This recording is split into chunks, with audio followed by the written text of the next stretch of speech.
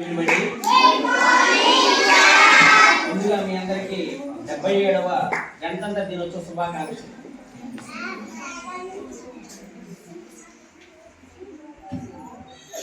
ఈ రోజు what special today? What is the special of republic day?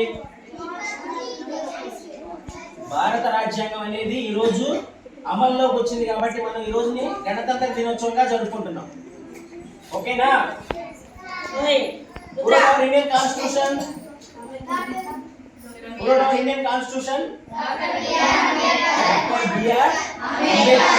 Doctor B R Ambedkar గారు తన బృంద సభ్యులతో ఈ భారత రాజ్యాంగాన్ని 2 సంవత్సరాల 11 నెలల 18 రోజుల మనచిన కృషి ఫలితమే నేడు మనం అనుభవిస్తున్న ఈ భారత రాజ్యాంగం. డాక్టర్ బిఆర్ అంబేద్కర్ గొప్ప విద్యావేత్త, బహుముఖ ప్రజ్ఞాశాలి, పేదల పెన్నిధి, బడుగు బలహీన వర్గాల ఆశా జ్యోతి, కార్మికుల కిరణం, సంఘ సంస్కర్త, ప్రపంచ మేధావి అయినటువంటి ఈ డాక్టర్ బిఆర్ అంబేద్కర్ గారు తన బృందం సభ్యులతోటి 2 సంవత్సరాల 11 నెలల 18 రోజుల వనెచ్చిన కృషి ఫలితమే నేడు మనం అనుభవిస్తున్న ఈ భారత రాజ్యాంగం యొక్క పుణ్య ఫలాలు అన్నమాట. భారత రాజ్యాంగం అతిపెద్ద లిఖిత రాజ్యాంగం, ప్రపంచంలోని అతిపెద్ద రాజ్యాంగం లిఖిత రాజ్యాంగం భారత రాజ్యాంగం. దృఢ అదృఢ రాజ్యాంగం అంటే భారతదేశం దృఢ అదృఢ రాజ్యాంగం అంటారు. దృఢ అంటే ఏంటి, అదృఢ అంటే ఏంటి? భారత రాజ్యాంగం అనేది కాలానుగుణంగా అవసరమైనప్పుడు సవరించుకునే విధంగా, అదృఢం అంటే మార్చుకునే విధంగా ఏర్పాటు చేశారు. దృఢమైనదంటే కొన్ని ముఖ్యమైన అంశాలు అసలు కదిలించుకున్న ఇదే విధంగా దృఢమైన రాజ్యాంగాన్ని ఉపయోగించారు. సర్వసత్తాక సామ్యవాద ప్రజాస్వామ్య లౌకిక గణతంత్ర రాజ్యాంగం. సర్వసత్తాక అంటే ఏంటి? సర్వసత్తాక అంటే మన జాతికి సంబంధించిన, మన దేశానికి సంబంధించిన విషయాలు నిర్ణయించేటప్పుడు మరి ఇతర దేశాల ప్రభావం లొంగకుండా మన నిర్ణయాలు మనం సొంతంగా తీసుకుంటే దాన్ని ఏమంటామంటే సర్వసత్తాక రాజ్యాంగం అంటారు. సర్వసత్తాక సామ్యవాదం.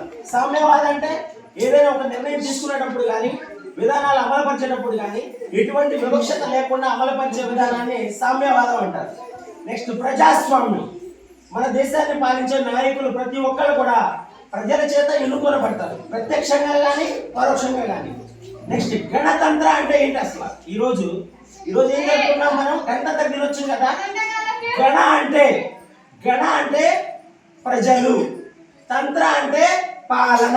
గణ అంటే ఏంటి చెప్పండి అందరూ? తంత్ర అంటే ప్రజల చేత ప్రజల కొరకు పాలించబడే ప్రభుత్వాన్ని ఏమంటామంటే గణతంత్ర రాజ్యం అంటారు.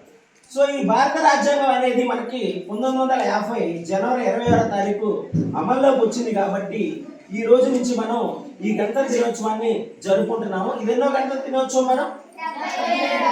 సో భావి భారత పౌరులుగా మీరందరూ కూడా మనకున్న స్వేచ్ఛని, మన భారత రాజ్యాంగం అనేది మనకు చాలా ఇవ్వబడింది. స్వేచ్ఛ ఇవ్వబడ్డాయి, విధులు హక్కులు ఇవ్వబడ్డాయి.